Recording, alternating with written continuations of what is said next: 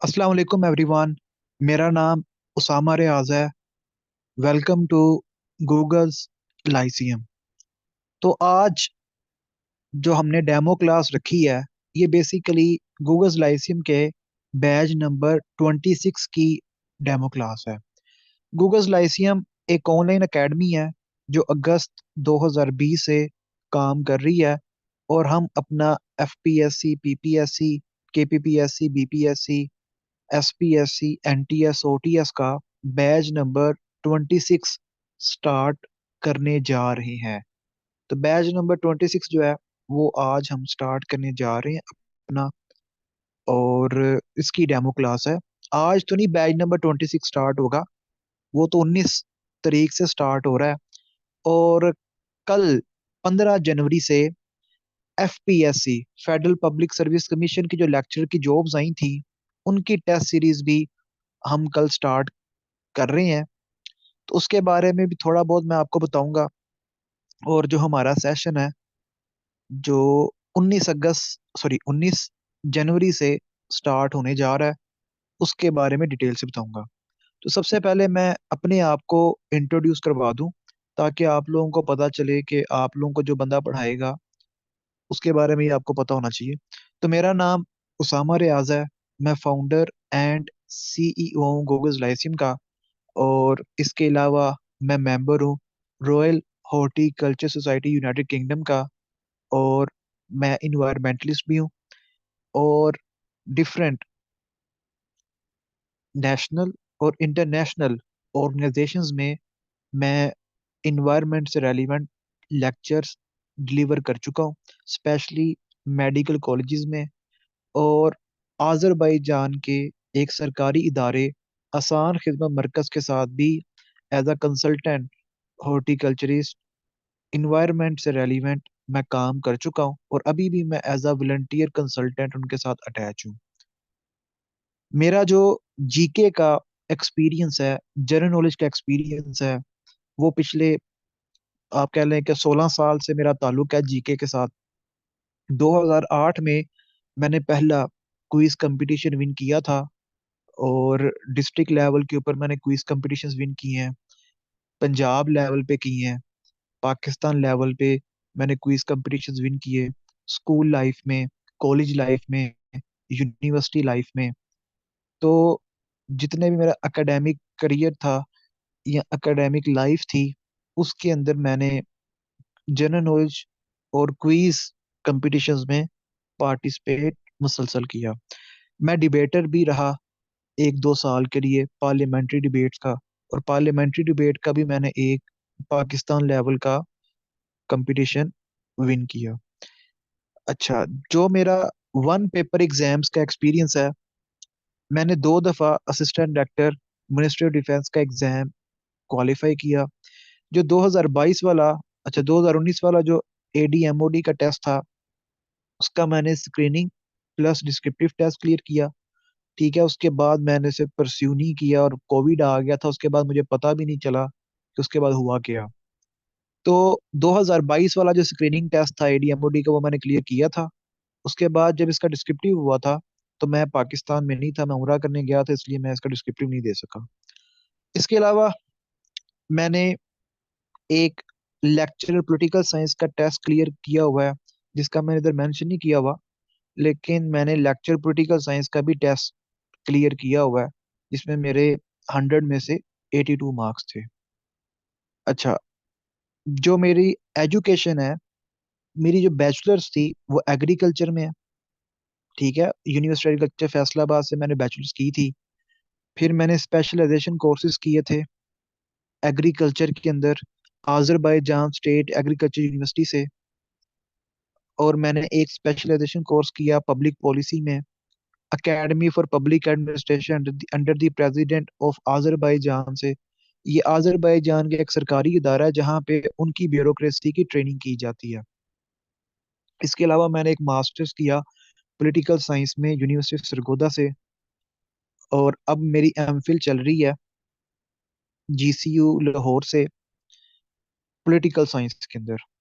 तो मेरे पास एग्रीकल्चर की डिग्री भी है, पब्लिक पॉलिसी की भी है, और पॉलिटिकल साइंस की भी है। ठीक है, और इसके बाद मैंने एक और मास्टर्स भी करनी है पब्लिक पॉलिसी के अंदर, और वो मैंने बाहर से ही करनी है, पाकिस्तान से नहीं करनी। अगर उसमें मास्टर्स ना की तो फिर उसमें पीएचडी करनी है। तो डिफरेंट सब्जेक्ट्स के अंदर मैंने डिफरेंट डिग्रीज की हुई हैं। ठीक है, तो ये थोड़ा सा मेरा इंट्रोडक्शन था। अब जो सेशन स्टार्ट हो रहा है उसका मैं आप लोगों को बताता चलूं, फिर उसके बाद मैं आपको डेमो क्लास देता हूँ कि मैं पढ़ाता किस तरह हूँ। 19 जनवरी से सेशन स्टार्ट हो रहा है। 45 डेज का ये सेशन होगा, लेकिन ये मिनिमम 45 डेज है। 2 महीने तक ये सेशन चला जाएगा। ठीक है, ये आप कह लें कि 19 मार्च से पहले ये सेशन खत्म नहीं होगा। ठीक है, ये 2 माह तक ये सेशन चला जाएगा। हफ्ते में 3 दिन क्लास हुआ करेगी, फ्राइडे सैटरडे संडे को। ठीक है, 2 घंटे की क्लास हुआ करेगी हफ्ते में 3 दिन। ठीक है, तो 2 घंटे की 8 से 10 क्लास हुआ करेगी फ्राइडे सैटरडे संडे। जूम के ऊपर ही क्लास हुआ करेगी, जिस तरह अभी जूम ऐप के ऊपर क्लास हो रही है। फ्राइडे सैटरडे संडे को आपके टेस्ट होंगे। उसके साथ साथ टेस्ट जो हैं वो मंडे टू संडे होंगे। यानी आपको टास्क दिया जाएगा, वो आपने कंप्लीट करके मंडे को भी टेस्ट देना है, ट्यूसडे को भी टेस्ट देना है, वेंसडे को भी टेस्ट देना है, थर्सडे को भी देना है, फ्राइडे को भी देना है। तो पूरा हफ्ता ही आप इंगेज रहेंगे। ठीक है, पूरा हफ्ता ही आप लोग जो है वो इंगेज रहेंगे। ठीक है, आप लोग जो है पूरा हफ्ता ही इंगेज रहेंगे पूरी की पूरी एक्टिविटी में। इस सेशन की जो फी है वो 5,000 है, लेकिन आप लोगों के लिए डिस्काउंट ऑफर है। आप लोग 19 जनवरी तक 4,000 जो है वो सबमिट करवा सकते हैं। तो 19 जनवरी तक आप 4,000 फीस सबमिट करवा सकते हैं। तो शाम 6 बजे तक, 19 जनवरी शाम 6 बजे तक आप बैच ज्वाइन कर सकते हैं, और आप 4,000 फीस सबमिट करवा सकते हैं। ये कंप्लीट सेशन की फी होगी। कंप्लीट सेशन की जो फी है वो 4,000 है। ठीक है, पूरे के पूरे सेशन की जो फी है वो 4,000 है। अच्छा, उसके बाद आगे चलते हैं।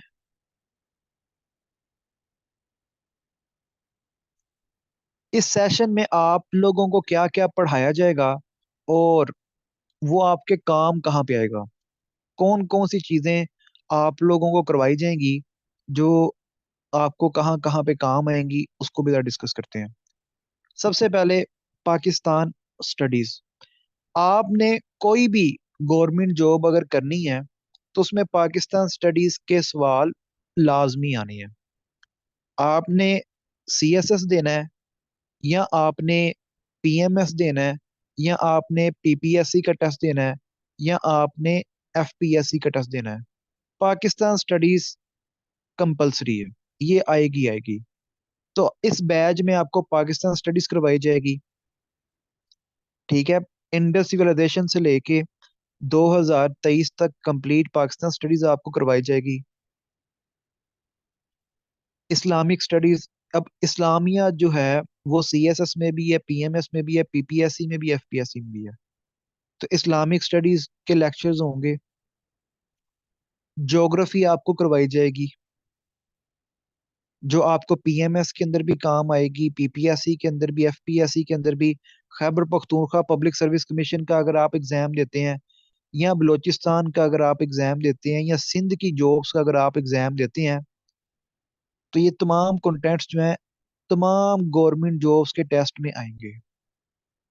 जनरल साइंस करवाया जाएगा आपको, basic mathematics and logic plus ability.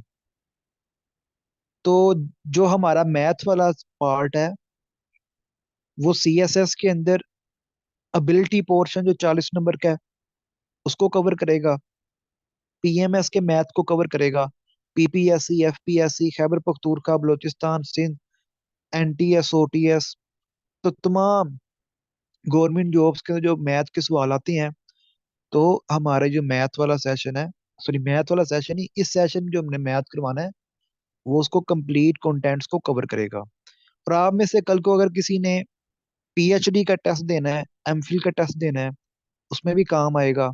कोई और अगर आप लोगों ने टेस्ट देना हुआ, गैट वगैरह, जीआरई वगैरह देना हुआ, या सैट देना हुआ, तो उसके अंदर भी ये चीजें काम आएंगी। बेसिक कंप्यूटर स्टडीज कवर करवाई जाएगी, English, Urdu, current affairs, world physical political map, पूरी दुनिया का मैप आपको करवाया जाएगा। पूरी दुनिया जो है वो आपको घुमाई जाएगी। और इंशाल्लाह फिंगर टिप्स के ऊपर आपकी फिंगर टिप्स के ऊपर दुनिया होगी। ठीक है, आपको पूरी दुनिया जो है वो इस तरह करवाई जाएगी कि आपकी फिंगर टिप्स के ऊपर हो। इसके अलावा ये तो मेन मेन कंटेंट्स हैं जो आपको पीपीएससी एफपीएससी वगैरह बताते हैं। और भी बहुत सी चीजें हैं जो वो आपको नहीं बताते, लेकिन वो पेपर में आती हैं। जिस तरह स्पोर्ट्स है, आपका स्पोर्ट्स का लेक्चर होगा, पॉलिटिकल साइंस से रेलिवेंट लेक्चर्स होंगे, आईआर से रेलिवेंट लेक्चर होंगे, सोशियोलॉजी से रेलिवेंट लेक्चर्स होंगे, एथिक्स से रेलिवेंट लेक्चर्स होंगे। तो बहुत सी ऐसी चीजें हैं जो यहाँ पे मेंशन नहीं है, लेकिन वो पेपर में आती हैं। तो उन तमाम कंटेंट्स के लेक्चर्स होंगे, प्लस पास पेपर से आपको प्रैक्टिस करवाई जाएगी। ठीक है, पास पेपर से भी आपको प्रैक्टिस करवाई जाएगी। तो लेक्चर्स होंगे, टेस्ट होंगे, पास पेपर्स भी हम डिस्कस करेंगे। इस सेशन को ज्वाइन किस तरह करना है? तो ये हमारा व्हाट्सएप नंबर है, गूगल लाइसिम का व्हाट्सएप नंबर है, 030042192263। इसके ऊपर आपने अपना नाम, अपनी डिग्री लिख के मैसेज करना है। और आपने फी डिटेल्स के लिए मैसेज करना है। आपको फी डिटेल्स जो है बताई जाएंगी। आप या तो एचबीएल में फी सबमिट करवाएं, या जैस कैश में, या इजी पैसा में, ये आपके ऊपर डिपेंड करता है कि आप किस तरह फी सबमिट करवाना चाहते हैं। ठीक है, आपके पास तीनों ऑप्शंस जो है वो अवेलेबल है। 4,000 ऑफर है आपको फी की, 19 जनवरी शाम 6 बजे तक। आप लोगों के लिए एक और ऑफर भी है। वो ये है कि अगर आप अपने 3 दोस्तों की रजिस्ट्रेशन करवाते हैं, तो आप फ्री ऑफ कॉस्ट ये बैच ज्वाइन कर सकते हैं। यानी अगर आपके रेफरेंस से 3 लोग फी पे करते हैं, आपके रेफरेंस से 3 लोग फी पे करके ये बैच ज्वाइन करते हैं, तो आप फ्री ऑफ कॉस्ट जो है ये सेशन ज्वाइन कर सकते हैं। हाँ, ये भी हो सकता है कि अगर आप 4 लोग मिलके फी सबमिट करवाएं, तो आप चारों की जो टोटल फी होगी वो 12,000 होगी। तो आप चारों जो हैं वो आपस में डिवाइड कर लीजिएगा। क्या आप लोगों को मेरी आवाज बिल्कुल ठीक आ रही है? क्या आप लोगों को मेरी आवाज बिल्कुल ठीक आ रही है? क्योंकि एक स्टूडेंट का भी मुझे मैसेज आया, और वो कह रही हैं कि उन्हें मेरी आवाज नहीं आ रही। 1 मिनट रुकिएगा जरा, उन्हें मैं मैसेज करके कह दूं।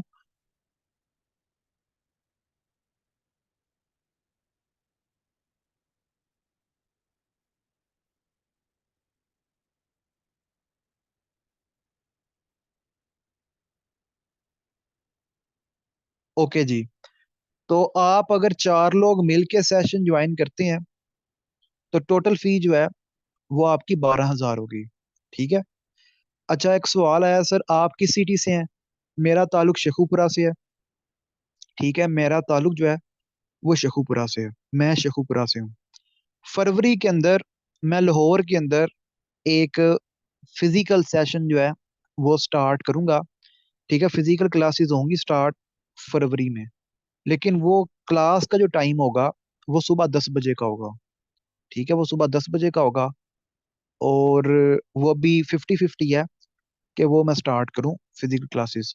लेकिन ऑनलाइन क्लासेस जो हैं वो अभी आप लोगों को मिलेंगी। अच्छा, अब मैं एक और सेशन के बारे में भी बताता चलूं।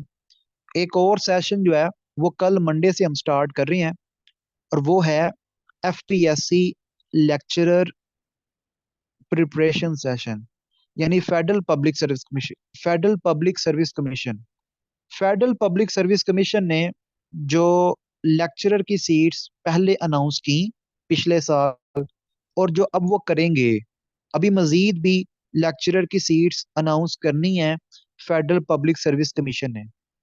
तो लेक्चरर की जो सीट्स उन्होंने अनाउंस की थी, उनकी तैयारी के हवाले से हम एक टेस्ट सीरीज जो है, एक प्रिपरेशन सेशन जो है वो स्टार्ट कर रहे हैं। एफपीएससी लेक्चरर के अंदर 3 मेन कंटेंट्स होते हैं।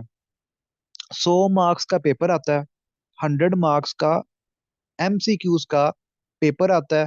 100 एमसीक्यूज होते हैं, 20 एमसीक्यूज आते हैं इंग्लिश के, 20 एमसीक्यूज आएंगे इंग्लिश के, 50 एमसीक्यूज आने हैं आपके सब्जेक्ट में से। आपका जो सब्जेक्ट है उसमें से आने हैं 50 एमसीक्यूज। 30 जो 30 एमसीक्यूज हैं वो आने हैं टीचिंग मेथोडोलॉजी में से। ठीक है, टीचिंग मेथोडोलॉजी में से जो है वो 30 एमसीक्यूज आने हैं। जो हमारा एफपीएससी लेक्चरर की प्रिपरेशन का सेशन है, उसमें आपको इंग्लिश के लेक्चर्स जो हैं वो प्रोवाइड किए जाएंगे, और फिर आपका टेस्ट लिया जाएगा इंग्लिश का। इसी तरह ही वोकैब आपको प्रोवाइड की जाएगी, उसका टेस्ट लिया जाएगा। जो आपका सब्जेक्ट है उसके लेक्चर्स नहीं होंगे, उसके लेक्चर्स नहीं होंगे, उसके कंटेंट आपको बताया जाएगा कि ये टॉपिक आपने प्रिपेयर करना है, और फिर उस टॉपिक का आपने टेस्ट देना है। ठीक है, जो टीचिंग मेथोडोलॉजी है उसके लेक्चर्स होंगे, टीचिंग मेथोडोलॉजी के लेक्चर्स होंगे, टीचिंग मेथोडोलॉजी के लेक्चर्स होंगे। ठीक है, वो एफपीएससी लेक्चरर का जो सेशन है वो सेपरेट है, ये वाला जो सेशन है ये सेपरेट है। अच्छा, अभी जॉब्स आई हैं इंस्पेक्टर एयरपोर्ट सिक्योरिटी फोर्स की, अभी जॉब आई है assistant director airport security force की। अभी पीपीएससी में भी काफी सारी जनरल सीट्स आई हुई हैं, बाकी सूबों में भी जनरल सीट्स आई हुई हैं। तो अगर आप ये सेशन ज्वाइन करते हैं तो आपकी तमाम गवर्नमेंट जॉब्स की तैयारी होगी। ये जो 4,000 वाला सेशन है, batch number 26 batch number 26 separate है, और जो एफपीएससी लेक्चरर प्रिपरेशन सेशन है जो बेसिकली एक टेस्ट सीरीज है, वो सेपरेट है। टेस्ट सीरीज की जो फी है वो 1,000 है। ठीक है, 1,000 रुपया टेस्ट सीरीज की फी है, जो एफपीएससी लेक्चरर की टेस्ट सीरीज है। एफपीएससी लेक्चरर के लिए जो एजुकेशनल रिक्वायरमेंट है वो 16 ईयर्स ऑफ एजुकेशन है। उसमें बीएड रिक्वायर्ड नहीं है, बीएड रिक्वायर्ड नहीं है। उसमें 16 साल एजुकेशन रिक्वायर्ड है। एमए, एमएससी 4 साल, बीएस 4 साल, बीएससी ऑनर्स 4 साल, बीए ऑनर्स। तो जो लेक्चरर की सीट्स होती हैं उसमें बीएड रिक्वायर्ड नहीं होता, उसमें सिर्फ 16 ईयर्स ऑफ एजुकेशन जो है वो रिक्वायर्ड होती है। अब मैं आपको एक डेमो लेक्चर देता हूँ कि मैं पढ़ाता किस तरह हूँ, ताकि आप लोगों को आइडिया हो कि मैं किस तरह पढ़ाता हूँ। अच्छा जी, अब मैं आप लोगों को डेमो लेक्चर देता हूँ ताकि आप लोगों को आइडिया हो कि क्लासेस कैसे होंगी। ठीक है, क्लासेस जो है वो कैसे होंगी। मैं फिर ये बात क्लियर करता चलूं, अभी हमारे 2 सेशन स्टार्ट हो रहे हैं। एक बैच नंबर 26 है जिसमें तमाम गवर्नमेंट जॉब्स की तैयारी होगी। ठीक है, जो मैंने आपको कंटेंट्स बताए हैं वो तमाम कंटेंट्स के लेक्चर्स होंगे। और एफपीएससी, पीपीएससी, खैबर पख्तूनख्वा, बलूचिस्तान, सिंध, ठीक है, जितनी भी जीबीबी, जीबी वगैरह की जितनी भी गवर्नमेंट जॉब्स आती हैं उनकी तैयारी होगी। इसके साथ साथ एनटीएस ओटीएस की तैयारी होगी। इनकी तैयारी के लिए एक बैच है, बैच नंबर 26, जिसकी फीस वैसे तो 5,000 है, लेकिन अगर आप 19 जनवरी शाम 6 बजे तक फीस सबमिट करवाते हो तो आपने 4,000 फी पे करनी है। एक और बैच है जो एफपीएससी लेक्चरर प्रिपरेशन सेशन है, जो कल से स्टार्ट हो रहा है। कल मंडे 15 जनवरी से वो स्टार्ट हो रहा है। वो बेसिकली एक टेस्ट सीरीज है जिसके अंदर आपसे टेस्ट लिए जाएंगे और आपके 3 से 5 लेक्चर्स होंगे टीचिंग मेथोडोलॉजी के। तो टीचिंग मेथोडोलॉजी के 3 से 5 लेक्चर्स होंगे एफपीएससी जो लेक्चर टेस्ट सीरीज है। जो लोग ये 4,000 वाला बैच नंबर 26 ज्वाइन करेंगे, उन लोगों के लिए वो जो टीचिंग मेथोडोलॉजी वाले लेक्चर्स हैं वो फ्री हैं। टेस्ट नहीं, लेकिन टीचिंग मेथोडोलॉजी वाले जो उनके लेक्चर्स होंगे वो फ्री होंगे। अच्छा, अभी मैं एक डेमो देता हूँ आपको कि पढ़ाया किस तरह जाता है। देखिए, अभी एक टॉपिक है वेस्टर्न फिलोसफर्स का, पॉलिटिकल साइंस का। तो अभी हम इसे एमसीक्यूज के हिसाब से करते हैं ताकि आपको आइडिया हो कि किस तरह जो है वो आपको पढ़ाया जाएगा। मैं कुछ और भी डेमो लेक्चर्स जो है वो आपके साथ शेयर करूंगा, ठीक है, जिसके अंदर आपको मजीद फर्दर आइडिया होगा कि लेक्चर्स होते किस तरह हैं। तो अभी हम वेस्टर्न फिलोसफर्स को देखते हैं कि इनको किस तरह वन पेपर के हिसाब से, एमसीक्यूज के हिसाब से रेडी किया जाए। तो सबसे पहले जो फिलोसफर है हमारे पास वो है सोक्रेटिस। तो जो पहला एमसीक्यूज आता है ना सोक्रेटिस का, वो है कि सोक्रेटिस का ताल्लुक कहाँ से था। तो सोक्रेटिस का ताल्लुक जो था वो यूनान से था। ये ग्रीक था। ये एक ग्रीक फिलोसफर था। दूसरा जो सोक्रेटिस का क्वेश्चन आता है वो आता है कि सोक्रेटिस कैसे मरा। ठीक है, तो सोक्रेटिस को जहर का प्याला दिया गया था। ठीक है, ये सवाल बहुत पूछता था, तो लोग बहुत तंग थे। ठीक है, तो जब आप स्टेटस को चैलेंज करते हैं तो फिर जो भी वो स्टेटस को मेंटेन रखने वाली कुव्वतें होती हैं, जो पावर सेंटर होता है, वो फिर आपको बर्दाश्त नहीं करता। तो सोक्रेटिस जो था ये यूनान में, यूनानी था, यूनान में पैदा हुआ था, एथेंस का रहने वाला था। तो एथेंस के अंदर थी direct democracy. Direct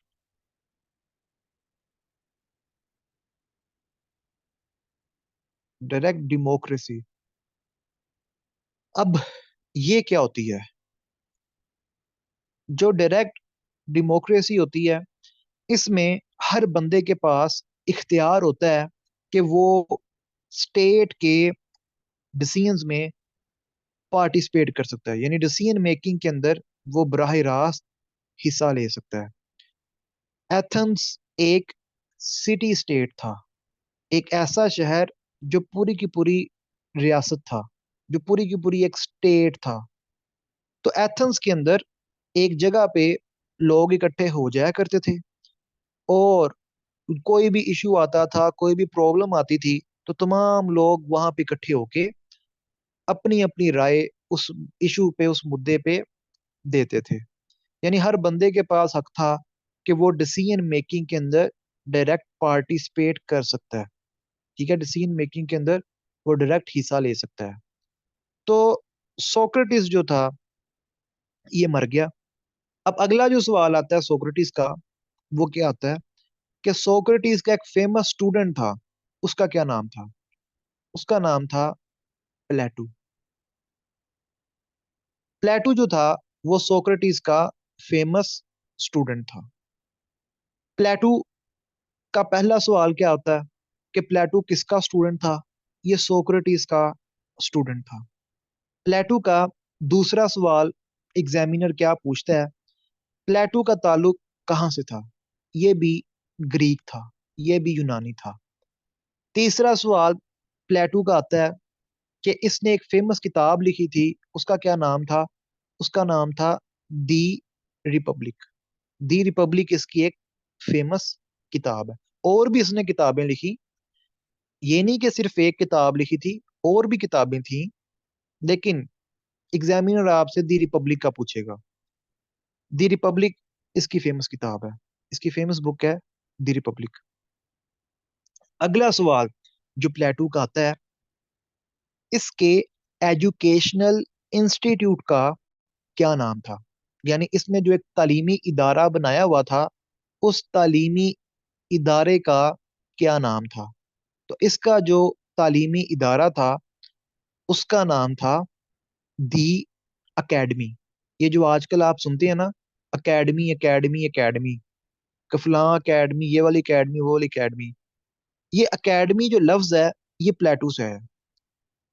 he was the first person who used the term academy. तो इसके तालीमी इदारे का नाम था अकेडमी, इसके एजुकेशनल इंस्टीट्यूट का नाम था अकेडमी। अगला सवाल जो प्लेटो का आता है वो ये आता है कि प्लेटो साहब जो थे इनके भी एक फेमस स्टूडेंट थे, उनका क्या नाम था? तो प्लेटो के फेमस स्टूडेंट का नाम था एरिस्टोटल। तो एरिस्टोटल जो था ये प्लेटो का फेमस स्टूडेंट था। एरिस्टोटल का जो पहला सवाल बनता है कि एरिस्टोटल के उस्ताद का क्या नाम था? वो था प्लेटो। तो प्लेटो जो था वो एरिस्टोटल का उस्ताद था। दूसरा सवाल जो एरिस्टोटल का बनता है कि एरिस्टोटल का ताल्लुक कहाँ से था? ये ग्रीक था, ये यूनानी था। तीसरा सवाल, father of political science. Aristotle के जो वालिद थे वो एक डॉक्टर थे, फिजिशियन थे। ठीक है। तो एरिस्टोटल बचपन से ही देख रहा था अपने फादर को कि उसके फादर किस तरह जो है वो बॉडीज के साथ जो है वो प्रैक्टिस कर रहे हैं। डॉक्टर थे, फिजिशियन थे। तो एरिस्टोटल जो था वो ये समझता था कि स्टेट वही हो सकती है जिसे हम अपनी फाइव सेंसेस के साथ ऑब्जर्व कर सकते हैं। यानी स्टेट जो आपको नजर आए, ठीक है, स्टेट पांच आपकी सेंसेस है ना, उसी से आपकी ऑब्जर्वेशन स्टार्ट होती है। और साइंस के अंदर जो पहला स्टेप है वो ऑब्जर्वेशन ही है। तो सोक्रेटिस ने भी खलाई बातें की, प्लेटो ने भी यूटोपियन कॉन्सेप्ट्स दिए, यानी खलाई बातें की जिसका कोई सर पैर ही नहीं था। एरिस्टोटल एक बंदा आता है जो थोड़ा रियलिस्टिक थोड़ा रियलिस्टिक होता है, अपनी अपनी फाइव सेंसेस को यूज करके वो ऑब्जर्वेशन को प्रेफर करता है कि ऑब्जर्व की जाए, चीजें ऑब्जर्व की जाएं। तो स्टेट वो होनी चाहिए जो नजर भी आए। तो एरिस्टोटल क्या कहता था कि रियासत वही होती है जो नजर भी आए।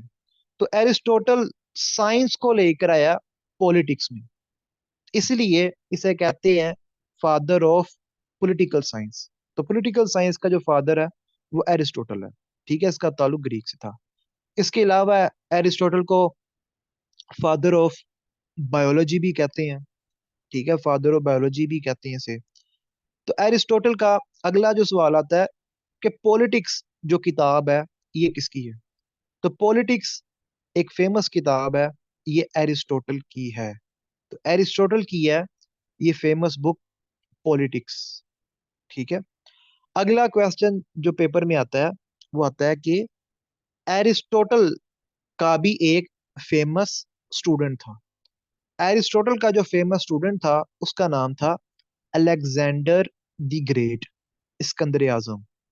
अलेक्जेंडर द ग्रेट जो था वो एरिस्टोटल का फेमस स्टूडेंट था।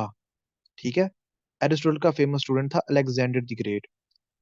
अगला सवाल पेपर में आता है कि अलेक्जेंडर द ग्रेट जो था उसका ताल्लुक कहाँ से था?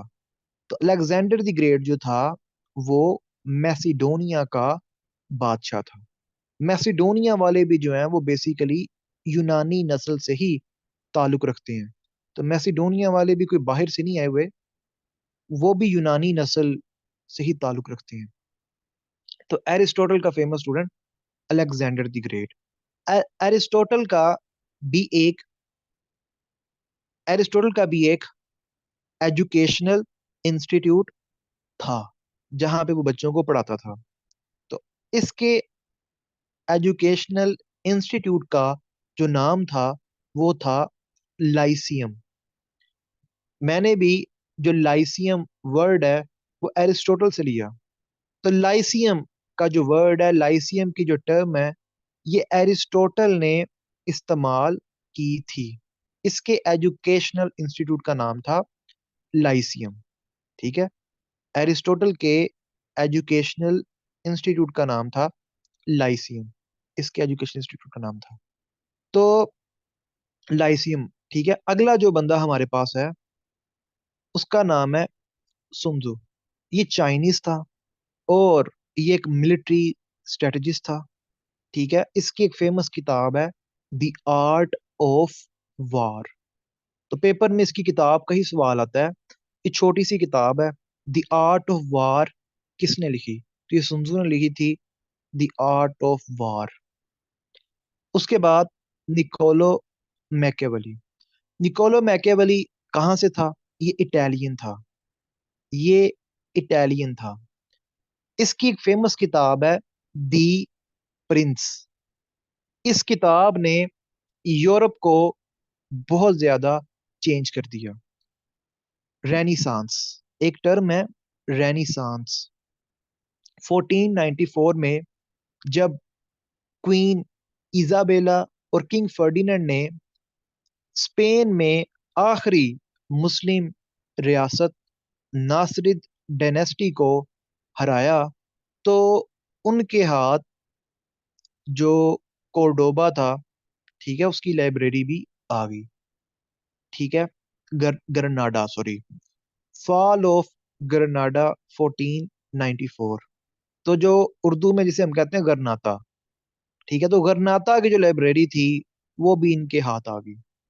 तो मुस्लिम्स का जो जवाल हुआ स्पेन में, उसके बाद जो यूरोप है वो एक न्यू वेव, एक न्यू आप कह लें कि लहर महसूस करता है, और वो लहर थी चेंज की, तब्दीली की। यूरोप पहले डार्क एजिस में था, यानी यूरोप के अंदर जहालत ही जहालत थी। उनके पास किसी भी किस्म का कोई नॉलेज नहीं था, तो हम परस्ती का शिकार थे। कोई बंदा अगर ये भी कहता था ना कि सूरज जो है उसके इर्द गिर्द जमीन घूम रही है, तो उसे आग में फेंक देते थे, ठीक है। कोपरनिकस को फेंका था, सॉरी, कोपरनिकस कह रहा हूं, निकोलस, जिसका नाम एग्जैक्ट भूल गया, कोपरनिकस ही था। इसे उन्होंने आग में फेंक दी, जिसने कहा था कि जमीन जो है सूरज के इर्द गिर्द घूमती है, ना कि सूरज जो है वो जमीन के इर्द गिर्द घूमता है। तो यूरोप के अंदर जहालत थी।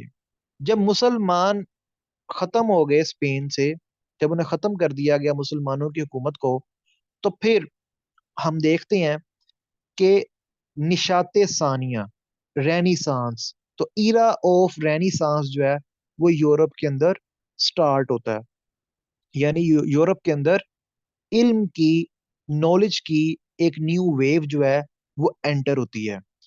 इस नॉलेज की वेव में, इस मूवमेंट में काफी लोगों ने पार्टिसिपेट किया, जिसमें एक पेंटर भी था, लियोनार्डो दा विंची। उसकी पेंटिंग से लोगों के माइंड में चीजें आ रही थी, लोग सवाल पूछने लग गए, ठीक है। Leonardo da Vinci. इसी तरह निकोलो मैकेवली था। निकोलो मैकेवली ने किताब लिखी दी प्रिंस। इस किताब ने रेनिसांस के प्रोसेस में एक कैटलिस्ट का किरदार अदा किया, यानी इसने रेनिसांस का जो प्रोसेस था उसे स्पीड अप कर दिया। यूरोप जो था, ये चर्च, यानी यूरोप के अंदर क्या कॉन्सेप्ट था कि बादशाह जो है वो डिवाइन रूलर है। बादशाह जो है वो खुदा की तरफ से चुना हुआ हुक्मरान है। खुदा ने एक बंदे को चुन लिया है, और वो बंदा आपकी किस्मत, आपकी जिंदगी का जैसे मर्जी फैसला करे। वो कहे तो आपको मार दिया जाए, वो कहे तो आपको जिंदा रखा जाए। तो बादशाह जो था वो डिवाइन रूलर था, जिसे खुदा ने चुना हुआ था। तो खुदा के जो अहकामात थे उनके ऊपर अमल दरामद करवाता था बादशाह। बादशाह जो था वो खुदा का नुमाइंदा, सॉरी, नुमाइंदा नहीं था, मतलब खुदा का चुना हुआ हुक्मरान था। अब इंसानों को कौन ये बताएगा कि ये जो बंदा है ये खुदा की तरफ से चुना हुआ बंदा है? तो वो क्लर्जी, चर्च। तो जो क्लर्जी थी, जो मजहबी रहनुमा थे, जो चर्चिस थे, वो कहते थे कि हाँ ये बादशाह। फिर लोग उसे बादशाह मानते थे, और फिर जो थे वो बादशाह की रिट जो थी वो कायम थी। अब क्लर्जी का भी फायदा था, चर्च का भी फायदा था, बादशाह का भी फायदा था, मिल बैठ के खा रहे थे, ठीक है। तो निकोलो मैकेवली ने अपनी किताब में कहा कि जो चर्च है इसे हुकूमत से सेपरेट करो। चर्च का हुकूमत से कोई लेना देना नहीं है। जो गवर्नमेंट है, जो गवर्नमेंट पॉलिसीज हैं, वो आजादाना बनाई जाए। ठीक है, चर्च का दबाव ना हो, चर्च का अमल दखल खत्म किया जाए। ठीक है, चर्च का अमल दखल जो खत्म किया, यानी चर्च को सेपरेट करो, मजहब को सेपरेट करो और स्टेट को सेपरेट करो। तो दी प्रिंस इसकी फेमस किताब है। ये इटालियन था। लियोनार्डो दा विंची भी इटालियन था। ठीक है। निकोलो मैकियावेली को कहा जाता है father of modern political science. तो इसे father of modern political science भी कहा जाता है। तीन तरह के वेस्टर्न फिलोसफर्स हैं। एक है क्लासिकल, जो है क्लासिकल वेस्टर्न थॉट है, जो यूनानी थे। एक है मॉडर्न पॉलिटिकल थॉट, जिसमें ये पिछले 500 साल के फिलोसफर्स आते हैं। एक कॉन्टेम्प्ररी पॉलिटिकल थॉट है, जिसके अंदर पिछले 150 200 साल के फिलोसफर्स आते हैं। तो तीन, हम वेस्टर्न फिलोसफी को तीन फेजेस में डिवाइड करते हैं: क्लासिकल, मॉडर्न और कॉन्टेम्प्ररी। कॉन्टेम्प्ररी के से मुराद ये नहीं कि आजकल वाले, कॉन्टेम्प्ररी से मुराद पिछले 100 150 साल वाले बंदे जो हैं वो सारे के सारे आते हैं। तो निकोलो मैकियावेली को कहा जाता है father of father of modern political science, ये father of modern political thought. ठीक है, तो ये फादर है जो मॉडर्न पॉलिटिकल थॉट है उसका। ठीक है, तो मॉडर्न पॉलिटिकल थॉट आप कह लें कि निकोलो मैकियावेली से ही स्टार्ट होता है। ठीक है, अगले 300 साल तक वो मॉडर्न पॉलिटिकल थॉट ही था। ठीक है, इसके अलावा एक तो ये, आज मैंने आपको थोड़ा सा डेमो दिया है, और भी मैं आपको डेमो लेक्चर्स दिखाता हूँ, फिर हम फर्दर डिस्कशन करते हैं। यूट्यूब के ऊपर गूगल लाइसियम का ये यूट्यूब चैनल है। ठीक है, ये गूगल लाइसियम का यूट्यूब चैनल है। ये यूट्यूब चैनल है जी गूगल लाइसियम का। यहाँ पे जाएं आप, वीडियोस में, यहाँ पे आप लोग वीडियोस में जाएं। वीडियोस में जब आप जाएंगे तो आपको और भी डेमो लेक्चर्स मिलेंगे। फॉर एग्जांपल वीडियोस में नीचे जाएं तो यहाँ पे है demo class for batch number 24। एक ये डेमो लेक्चर है। ये काफी डिटेल्ड डेमो क्लास हुई थी, 2 घंटे की। इस वीडियो को देख लीजिएगा तसल्ली करने के लिए। ठीक है, इसके अलावा और भी डेमो क्लासेस हैं नीचे। ये भी है, नहीं रुके, यहाँ पे नीचे और जाएंगे हम।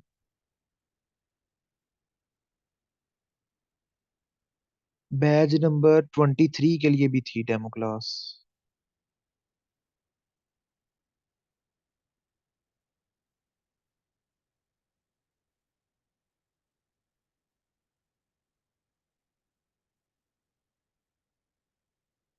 ये डेमो क्लास बैच नंबर 22 की है। ऊपर बैच नंबर 23 की भी डेमो क्लास है। तो आप यूट्यूब चैनल के ऊपर देखेंगे ना, तो पिछले सारे बैचेस की जो डेमो क्लासेस हैं वो भी आपको मिल जाएंगी। उसमें टॉपिक्स भी फर्क हैं। ठीक है, डिफरेंट डिफरेंट टॉपिक्स मैंने करवाए हुए हैं। तो आप एंड पे भी चले जाएं तो ये 2020 की भी डेमो क्लास आपको मिल जाएगी। अगर आपको अभी तक ये नहीं ना पता कि गवर्नमेंट जॉब किस तरह हासिल की जाए, तो ये वीडियो है, what is PPSC, what is FPSC, how to secure a government job. इस वीडियो को जब आप देखेंगे तो आपको फर्क पता चलेगा कि गवर्नमेंट जॉब्स की कैटेगरीज कौन कौन सी हैं और सिलेबस क्या क्या होता है। ठीक है, तो गूगल लाइसेंस का यूट्यूब चैनल लाजमी सब्सक्राइब कर देना। अच्छा, अब आप लोगों के सवाल, अब आप लोगों के कोई सवाल जवाब हैं तो पूछें सवाल। 19 जनवरी से सेशन स्टार्ट होगा। जो एफपीएससी लेक्चरर टेस्ट सीरीज है वो 15 जनवरी से स्टार्ट हो रही है। उसकी फीस 1,000 है। जो डिटेल्ड तैयारी का सेशन है पीपीएससी एफपीएससी का, वो बैच नंबर 26 है, 19 जनवरी से स्टार्ट हो रहा है। उसकी फीस डिस्काउंट ऑफर जो है वो 4,000 है। और आप 4,000 फीस सबमिट करवा सकते हैं 19 जनवरी शाम 6 बजे तक। ठीक है। और अगर आप अपने 3 दोस्तों की रजिस्ट्रेशन करवाते हैं, अगर आपके 3 दोस्त आपके रेफरेंस से सेशन ज्वाइन करते हैं, तो आप फ्री ऑफ कॉस्ट ये बैच ज्वाइन कर सकते हैं। ये सेशन जो है कम से कम 2 महीनों का होगा। कम से कम ये 2 मंथ्स का होगा। 2 महीनों का ही सेशन होगा।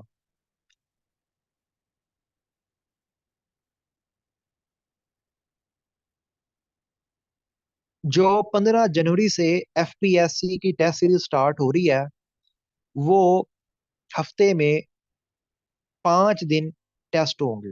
हफ्ते में 4 से 5 दिन टेस्ट होंगे। उसकी जो क्लासेस होंगी वो 2 हफ्तों के बाद होंगी। उसकी क्लासेस होनी टीचिंग मेथोडोलॉजी की हैं। तो टीचिंग मेथोडोलॉजी के जो लेक्चर्स हैं वो फरवरी में होंगे। ठीक है। टीचिंग मेथोडोलॉजी के लेक्चर फरवरी में होंगे। उसकी क्लासेस सिर्फ टीचिंग मेथोडोलॉजी की होनी है, बाकी तमाम कंटेंट्स के टेस्ट होंगे। इंग्लिश के टेस्ट होंगे, इंग्लिश के लेक्चर्स भी प्रोवाइड किए जाएंगे। ठीक है, इंग्लिश के टेस्ट होंगे। सर, आपकी शेखुपुरा में एकेडमी है। गूगल्स लाइसियम एक ऑनलाइन एकेडमी है। गूगल्स लाइसियम का फेसबुक पेज भी है, यूट्यूब चैनल भी है, इंस्टाग्राम अकाउंट भी है। आप यूट्यूब चैनल भी देख लें। 2020 से गूगल्स लाइसियम ऑनलाइन ही काम कर रही है।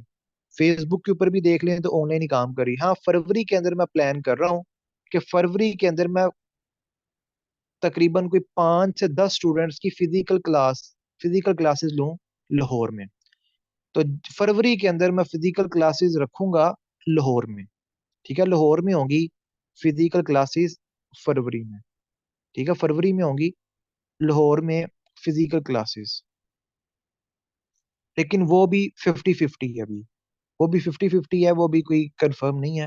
वो 50-50 है। ये व्हाट्सएप नंबर है, उसके ऊपर आप लोग कांटेक्ट करके बाकी डिटेल्स पूछ सकते हैं। कोई सवाल है और तो पूछ लें। किसी भी किस्म का कोई क्वेश्चन है तो पूछ लें।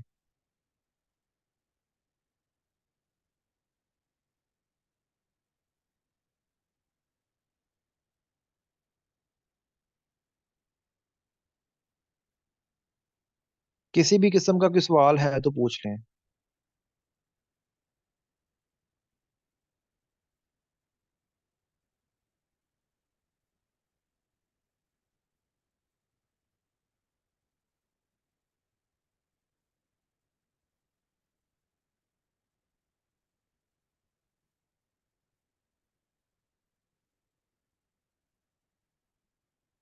जी अनिका, फातिमा, ये डिपेंड करता है कि पर ईयर हम कितने बैचेस करते हैं।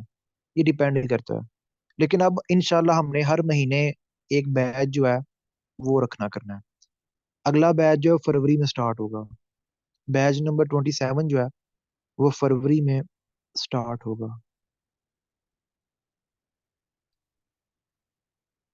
अच्छा जी, एक सवाल है कि लाइसियम वर्ड का मीनिंग बता दें जी।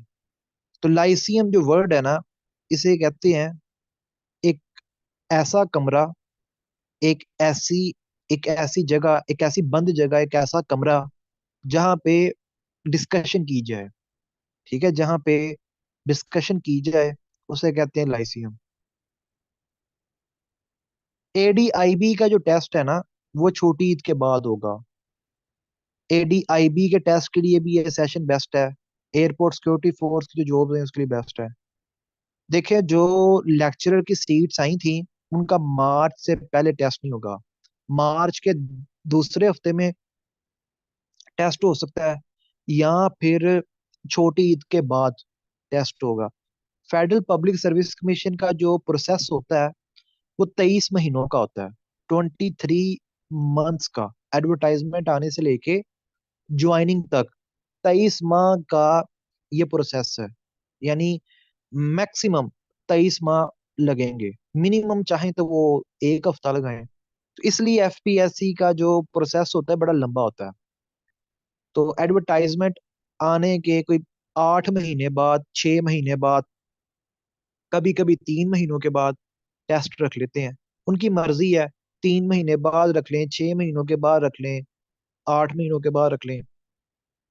उसके बाद इंटरव्यू भी इसी तरह ही, कोई 2-3 महीने बाद होता है। तो एफपीएससी का जो प्रोसेस होता है ये थोड़ा लेंथी है। फेडरल पब्लिक सर्विस कमीशन का जो प्रोसेस है ये लेंथी है। कोई सवाल? Any question?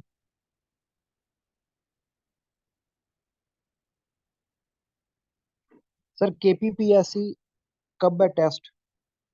अच्छा, जो केपीपीएससी है आपने किस पोस्ट के लिए अप्लाई किया हुआ है?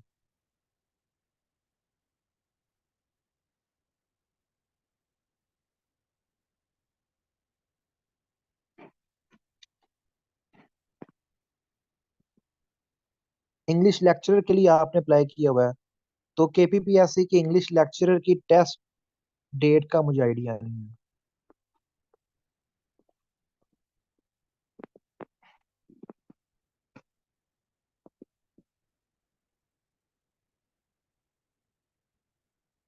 और किसी का कोई सवाल? फूड टेक्नोलॉजी के रिलेटेड जो है वो हमारा बैच सेपरेट है। फूड टेक्नोलॉजी की तैयारी अगर आपने करनी है उसका बैच सेपरेट चल रहा है। ठीक है, उसकी तैयारी का सेशन सेपरेट चल रहा है। अगर आप ये बैच नंबर 26 ज्वाइन करते हैं तो इसके अंदर भी आपकी फूड टेक्नोलॉजी की तैयारी होगी। इस बैच के साथ साथ भी आप फूड टेक्नोलॉजी की तैयारी कर सकते हैं, बैच नंबर 26 के साथ साथ।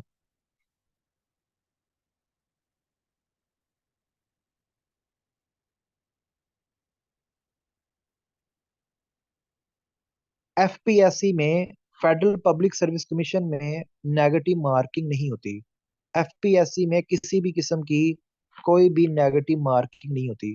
नेगेटिव मार्किंग जो है वो एनटीएस में है, पीपीएससी में है, या हर उस टेस्ट में जिसकी रोल नंबर स्लिप के ऊपर लिखा हुआ है कि टेस्ट में नेगेटिव मार्किंग है।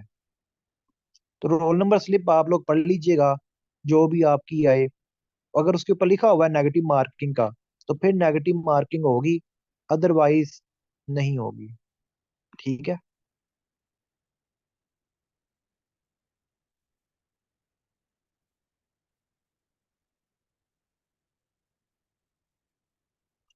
देखें, अभी जो बैच स्टार्ट हो रहा है ना, इसकी क्लासेस हुआ करेंगी फ्राइडे सैटरडे संडे को। जो फरवरी में बैच स्टार्ट होगा उसकी क्लासेस हुआ करेंगी मंडे, ट्यूसडे और वेंसडे को। ठीक है, मंडे ट्यूसडे वेंसडे को उसकी क्लासेस हुआ करेंगी। फिर जब ये मार्च में मुकम्मल होगा तो मार्च में फिर फ्राइडे वाला स्टार्ट हो जाएगा, अप्रैल में मंडे वाला स्टार्ट हो जाएगा।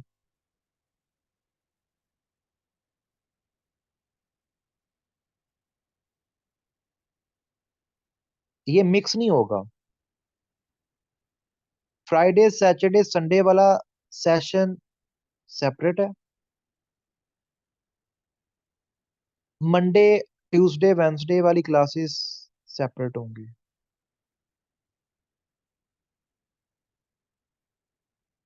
इंग्लिश के लेक्चर्स आपको प्रोवाइड किए जाएंगे, इंग्लिश की क्लासेस नहीं होंगी, उसके रिकॉर्डेड लेक्चर्स जो हैं वो आपके साथ शेयर किए जाएंगे। जो एफपीएससी का जो प्रिपरेशन सेशन है वो बेसिकली एक टेस्ट सीरीज है। मैंने पहले भी यूट्यूब के ऊपर जो वीडियो बनाई थी उसके अंदर भी मैंने यही बताया था, ये टेस्ट सीरीज है। 1,000 रुपया उसकी फीस है। वो इसीलिए रखी थी 1,000 कि वो टेस्ट सीरीज है। ठीक है, उसमें लेक्चर्स नहीं थे, लेक्चर सिर्फ टीचिंग मेथोडोलॉजी के हैं, और वो फरवरी के अंदर होंगे।